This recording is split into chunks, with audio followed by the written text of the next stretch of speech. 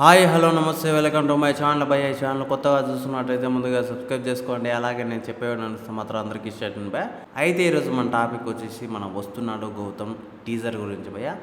నిజానికి first teaser కంటే ముందు మనము ఒకరి గురించి అయితే మాట్లాడుకున్నాం భయ్య, మన లైక్య చిట్టి పికిల్స్ గురించి. అంటే అందులో ఉన్న రమ్య గారి గురించి.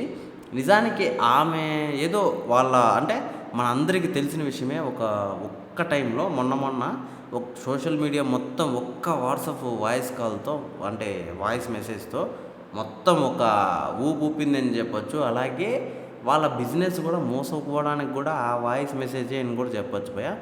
నిజానికి ఇంత జరిగినా కూడా వాళ్ళకి నెక్స్ట్ అవకాశం అయితే వచ్చింది ఏదో రకంగా. అంటే సినిమాలోనే ఉన్నారు.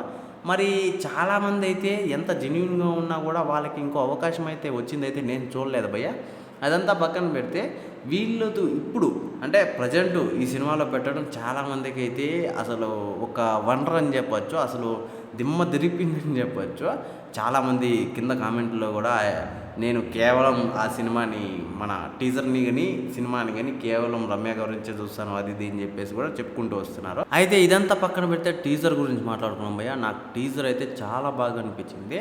అంటే నాకు ఎలా అనిపించింది అంటే మన మలయాళం కాన్సెప్ట్ మాదిరి అనిపించింది. అలాగే మేకింగ్ మాత్రం మందే అనిపించింది. చాలా అద్భుతంగా అనిపించింది. అయితే ఇంకోటి వచ్చేసి టీజర్లో నాకు తెలిసినంత వరకు ఈసారి చాలా వేరియంట్గా అయితే స్టోరీని అయితే చూపించబోతున్నారు అనిపిస్తుంది భయ్య.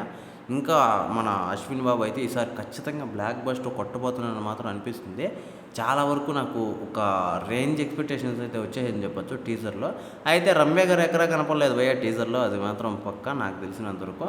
అయితే మరి సినిమాలో ఏ రకంగా చూపిస్తారో ఆమె క్యారెక్టర్ని అని చెప్పేసి మీరు ఎట్లా అనుకుంటున్నారో కింద కామెంట్లో తెలియజేయండి. మీకు టీజర్ ఎలా అనిపించిందో కింద కామెంట్లో కూడా తెలియజేసేయండి. మర్చిపోకుండా తప్పకుండా దయచేసి.